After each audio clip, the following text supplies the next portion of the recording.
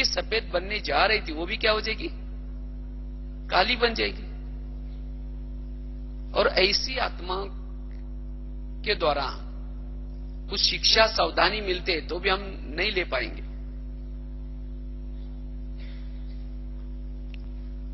इसलिए बाबा कहते बच्चे, परचिंतन की माया, ये परदर्शन वाली माया, ये स्वयं का ही गला काटने का काम करती है। इसीलिए बाबा कहते हैं स्वदर्शन चक्र घुमाओ, अपना दर्शन करना है।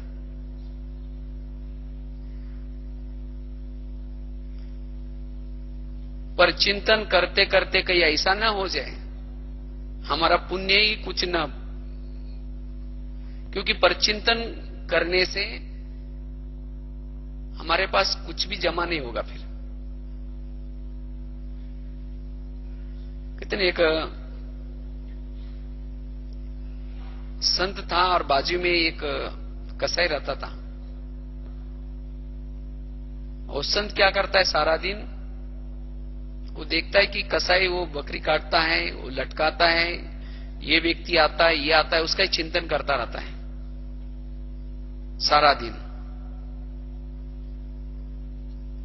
और कसाई तो सोचता है जैसे मुझे पाठ दिए हैं, जैसा मेरा ये है, वो कुछ दान पुण्य भी करता है, फिर अपना चार्ट रोज क्या करता है वो भगवान को बताता है कि भगवान मैंने ऐसा ऐसा किया, ये किया। फिर कुछ समय के बाद दोनों की मृत्यु हो जाते हैं और धर्मराजपुरी में पहुंच जाते हैं। तो धर्मराज ने कसाई को पूछा कि आपका हिसाब किताब बताऊं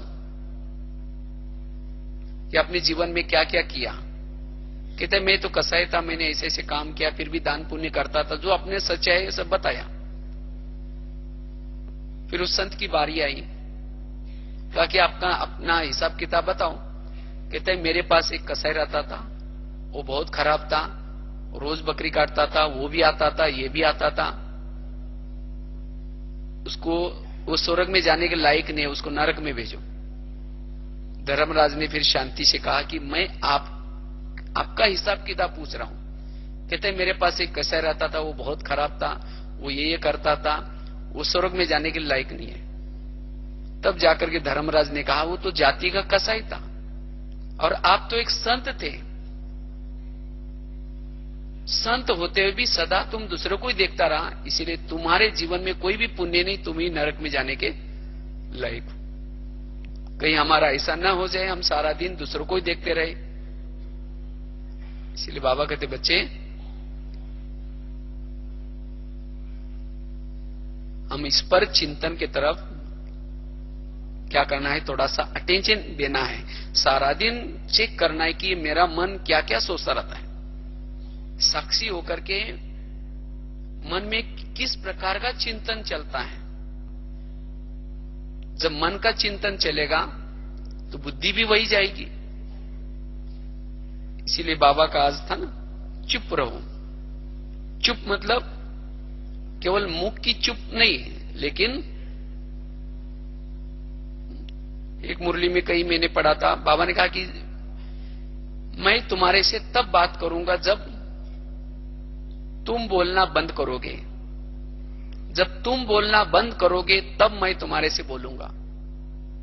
हम योग में भी बैठे तो भी बोलते रहते, क्या बोलते हैं, उसने ऐसा किया, वो ऐसा करता है, उसने ऐसा बोला, माना बोल ही रहे। तो बाबा कैसे बोलेगा? जब तुम देखना बंद करोगे तब मैं देखना शुरू करूंगा। हम योग में भी बैठे तो भी देखते रहते हैं, सारा दिन जिसको देखा है उसको देखते रहेंगे। जिसका दर्शन किया है सारा दिन, दर्शन मतलब बुद्धि ने दर्शन किया है, मन ने दर्शन किया है, उसका ही दर्शन करेंगे। अगर वही दर्शन होता है तो बाबा का दर्शन कैसे होगा? जब तुम सुनना बंद करोगे तब मैं तुम्हें सुनाना शुरू करूंगा।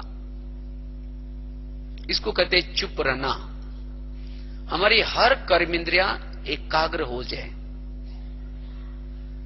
कान देखना, कान सुनना बंद कर दे, मुख बोलना बंद कर दे, आंखें देखना बंद कर दे और एक बाबा को देख, तब जाकर के योग की गहराई का अनुभव होगा। यह है एकाग्रता।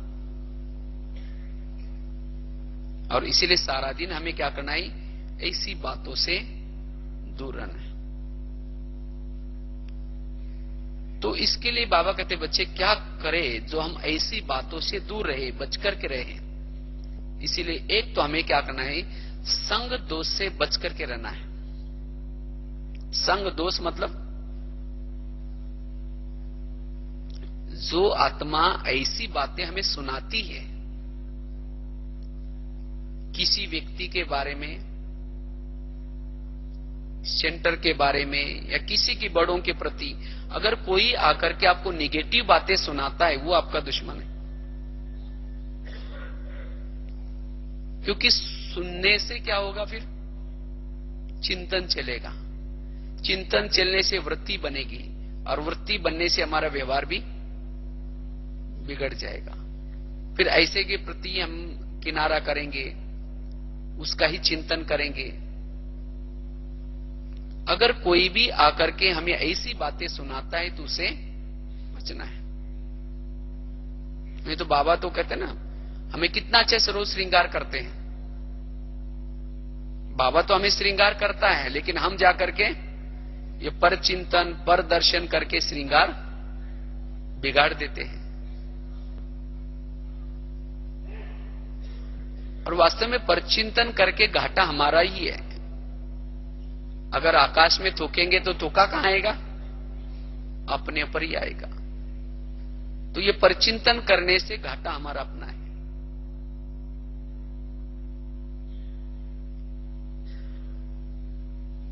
तो इसीलिए बाबा कहते हैं ऐसी बातें सुनाने वालों से हमें क्या करना है, थोड़ा सा दूर रहना है। जैसे अपने अगर समझो सवेरे सवेरे अच्छी तरह नहाए धोए, अच्छे कपड़े पहने और जा रहे, रास्ते में किसी ने कीचड़ आपके ऊपर डाल दिया, उसी दिन तो चुप बैठेंगे, कोई बात नहीं। फिर जब दूसरे दिन उसी रास्ते में जा रहे हैं और वही व्यक्ति सामने खड़ा है, तो क्या करेंगे, पता ही थी कि ये रोज कीचड़ डालता है, तो ऐसी आत्मा से किनारा करेंगे ना, या जानबूझ करके उसके पास जाएंगे, डाल दो कीचड़। तो इसी तरह पता है कि मैं मुरली सुनता हूं, अच्छा चिंतन करता हूं, अमृत वेला भी करता हूं, लेकिन जब कर्मक्षेत्र पर जाता हूं, कोई आकर के मेरे को किसी के बारे में उल्टी सुल्टी बातें सुनाता है और मेरे चिंतन की धारा को बदल देता है, सो चिंतन के बजाय परचिंतन की धारा बनाता है, तो ऐसी आत्मा के हमें क्या करना पड़ेगा, सावधान रहना है। किनारा नहीं करना है, लेकिन ऐसे बातों में इंटरेस्ट नहीं लेना है। अच्छा, वो क्यों सुनाता है, हम सुनने में क्या करते हैं, इंटरेस्ट देते हैं, पूछेंगे और क्या हुआ, फिर और क्या हुआ।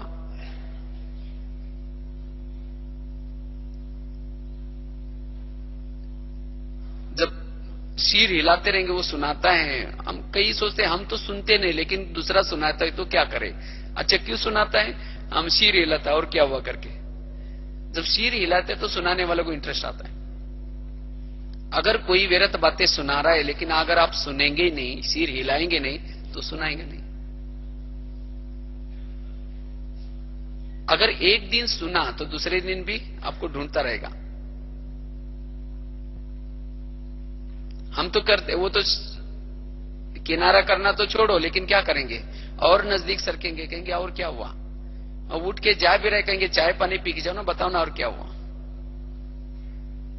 मना ऐसी आत्मा को चाय पानी पिला रहे हैं, और रोज फिर दोस्ती बन गई, और फिर रोज आकर के ऐसी बातें,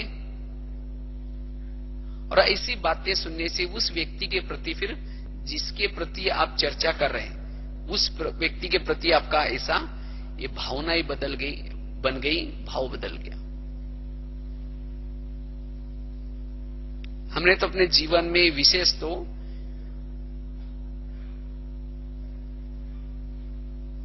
इन बातों के तरफ विशेष, कभी कभी अगर ऐसी बातों में आ भी जाते हैं तो उसी दिन का योग क्वालिटी वाला नहीं लगेगा।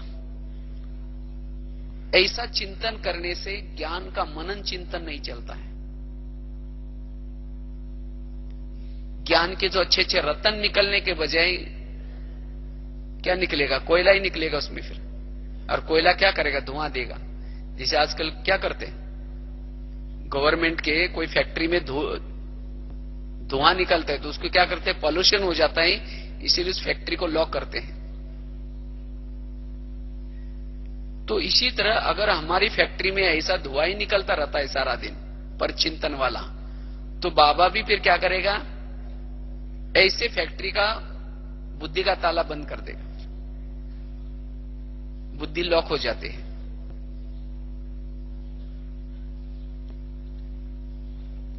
इसलिए बाबा कहते बच्चे धुआं निकलने के बजाय क्या करो?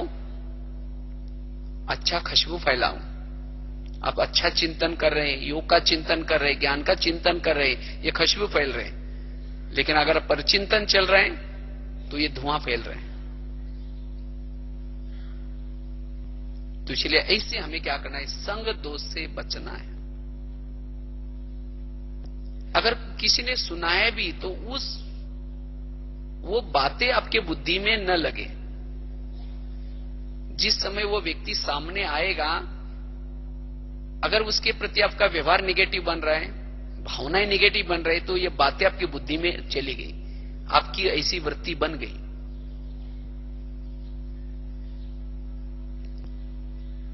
तो इसीलिए ऐसे के साथ में रहते हुए भी हमें उससे न्यारे रहना है, जिसको कहते हैं कमल पुष्प। कमल कैसे होता है? कीचड़ में होता है, लेकिन कीचड़ में रहते हुए भी कीचड़ उसको टच नहीं करता। अगर कीचड़ डालेंगे भी तो वो चिपकेगा नहीं, पानी डालेंगे तो भी नहीं चिपकता। तो इसी तरह ये परचिंतन वाली निगेटिव बातें हमारे बुद्धि में टच ना हो, इसको कहेंगे कमल। और जब हम कमल बनेंगे तब जाकर के ज्ञान हमारे बुद्धि में बैठ सकता है।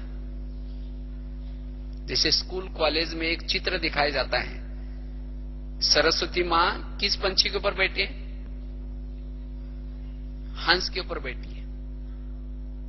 कोई चित्र में यह नहीं दिखा कि कौवे के ऊपर सरस्वती मां बैठी है, हंस के ऊपर बैठी है या फिर मोर के ऊपर बैठी है। और वास्तव में कोई हंस के ऊपर भी बैठती नहीं थी, वो प्रतीक दिखाया जाता है। अगर कोई छोटा सा बच्चा भी जाकर के बैठ जाएगा तो क्या हो जाएगा?